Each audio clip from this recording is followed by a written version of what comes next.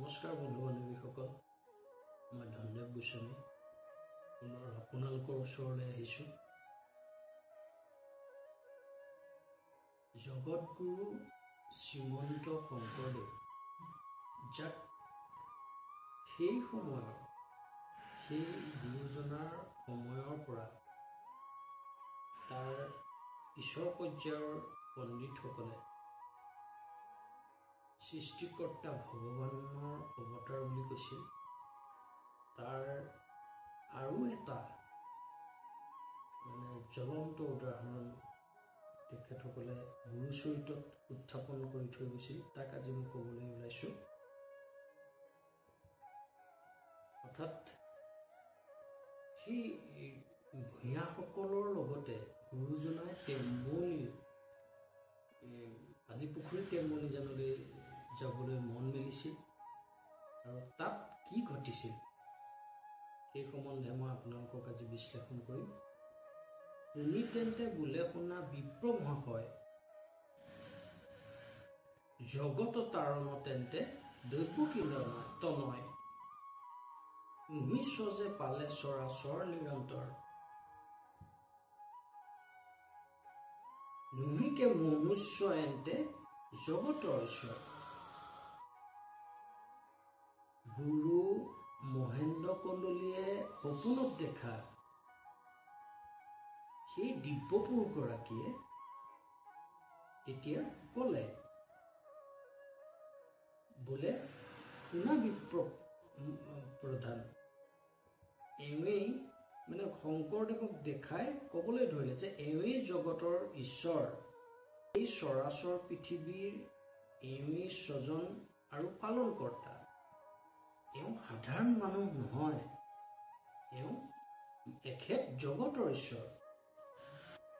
বাহ্যই বৈষ্ণৱে পূৰ্বে বৈকুণ্ঠ প্ৰাৰ্থিলা,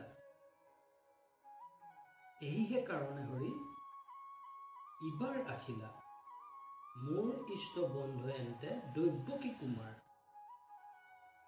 হৈল অন্তৰ্ধান পাৱে কৰি নমস্কাৰ। পূৰ্বে বৈকুণ্ঠত 12 বৈষ্ণৱে প্ৰাৰ্থনা কৰা মতে শ্ৰী হৰি আহি কুসুম্বৰ ঘৰত শংকৰ ৰূপ লৈ জন্ম গ্ৰহণ কৰিছিল। তেওঁৱেই তেওঁৰ ইষ্ট বন্ধু দৈৱকী কুমাৰ। ইয়াকে কৈ শংকৰদেৱৰ পাৱত অৰ্থাৎ ভৰিত পৰি সেৱা জনাই তেওঁ অন্তৰ্ধান হ'ল।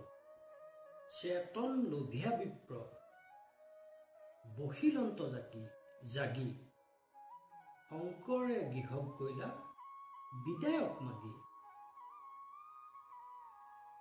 পৰম কৌতুকে গুৰু আগবাঢ়িলন্ত, কৰজোৰে গুৰু নমিয়া আহিলন্ত। চেতনা ঘূৰাই পৰাৰ দৰে গুৰুই সাৰ পাই উঠি বহিল, আৰু সকলোকে মাতি আনি এই কথাটো, সপোনত দেখা কথাটো তেওঁ জনালে। পুৱা গুৰুক সেৱা কৰি, কৰজোৰে সেৱা কৰি শংকৰদেৱে ঘৰলৈ বুলি বিদায় মাগিলে। কৌতূহল ভৰা গতিৰে শংকৰদেৱে ঘৰলৈ বুলি আগবাঢ়িল। সৰ্বজয় পৰমানন্দ লোকক কহিলা, লোক সমস্তৰে শুনি হৰি মানিলা। 20 বৎসৰ যেবে তান হুঞা আছে, শংকৰক গোচৰ কৰিলা লোকে পাছে।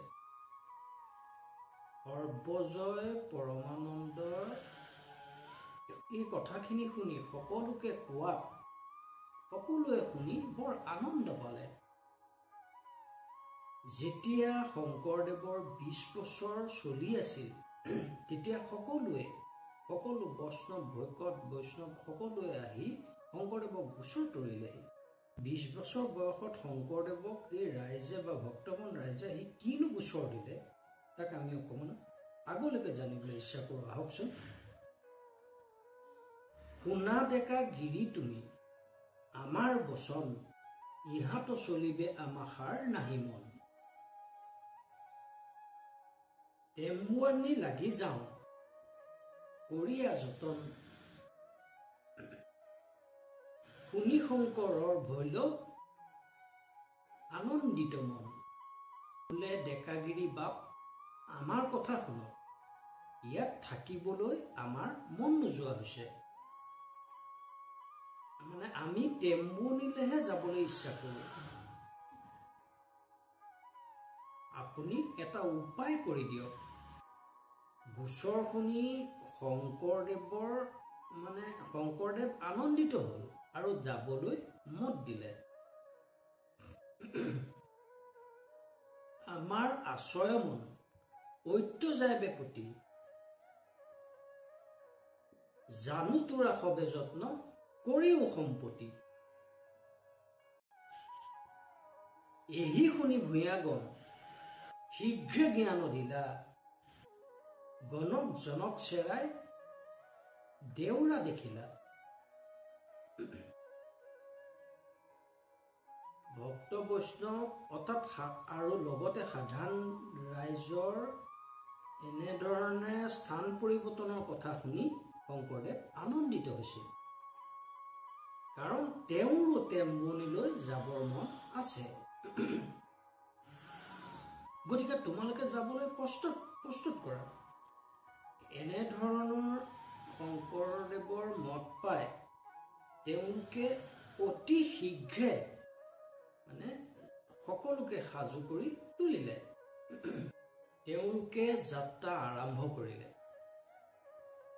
প্ৰথমে তেওঁলোক গণকজান হৈ দেউৰা পালেগৈ তাতহন্তে উত্তৰ দিশক চলি গইলা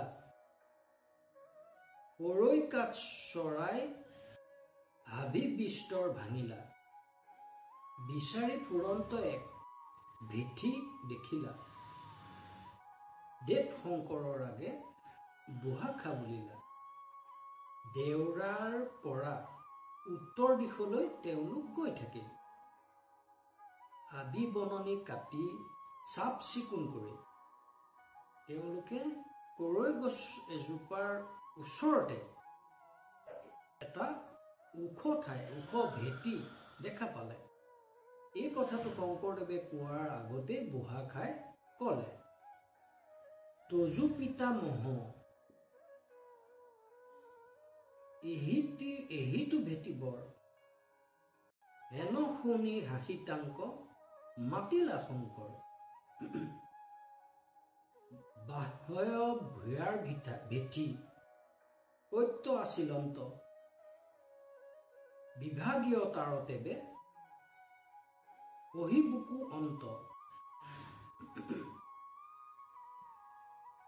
তোমাৰ ককা দেউতাৰ ভেটি এইটো বুঢ়াখাৰ কথা শুনি মানে হাঁহি হাঁহি শংকৰদেৱে তেওঁক মাতিলে যে 12 ভূঞাৰ ভেটি ক'ত আছে মানে হ'ব তাক মই ভাগে ভাগে তোমাক মানে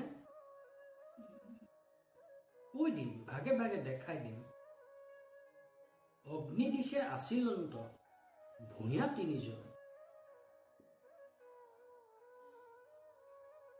দেৱ ৰাম মাজে আতি ভিঠি যে গহন তাতে আছিল অন্ত জানো ৰাম খাৰ ঘৰ আশ্ৰয় অথপ্য 2 বৃক্ষ ভয়ংকৰ অগ্নি দিশত 3 জন ভূঞা আছিল মাজত ৰামদেৱ আটাৰ ভেটি আছিল আৰু সেই তাতেই ৰামখাৰ ঘৰো আছিল য'ত দুজোপা বৃহৎ অশ্বত্থ গছ আছিল এই অশ্বত্থ হ'ল অক্ষয় বা পিপুল গছ ই এক প্ৰকাৰৰ বট বা বুমুৰ জাতীয় বৃক্ষ দক্ষিণ পশ্চিমে আছে ভীতি অনুপম। তাতে কৰিল অন্তৰ্জাত দেৱী পূজাতন। পশ্চিমৰ দিশ উত্তৰত সন্নিহিত। কেটাখাৰ ভেটি জানা আছিল তহিত। এই দক্ষিণ আৰু পশ্চিম দিশৰ ভেটিবোৰ সজাই পৰাই ঈশ্বৰৰ উপাসনাৰ বাবে প্ৰস্তুত কৰি তোলা হ'ল। পশ্চিম আৰু উত্তৰ দিশৰ সংলগ্ন কেটাখাই ভেটি বনাই তাতে বসবাস কৰিছিল। পূৰ্বৰ দিশত ভেটি আছিল তাহান, উত্তৰে শ্ৰী হৰিষাৰ ভেটি যে প্ৰধান। ঘৰ সাজি তথা জান আছিল হৰিয়ে, আছিল দেৱক মুখে অৰ্মিত বৰিষে। পূব দিশত শংকৰদেৱৰ ভেটি আছিল, উত্তৰ দিশত শ্ৰী হৰিষাৰ প্ৰধানকে কৰি আদি সকলে ভেটি কৰি বাস কৰিছিল। এনেদৰে সকলোৱে ঘৰ সাজি বসবাস কৰিছিল আৰু সকলোৱে শংকৰদেৱৰ মুখেৰে ঈশ্বৰৰ অৰ্মিত বাণী শুনিবলৈ পাইছিল। নমস্কাৰ বন্ধু বান্ধৱীসকল, মই আজিলৈ ইমানতে এৰিছোঁ। ধন্যবাদ।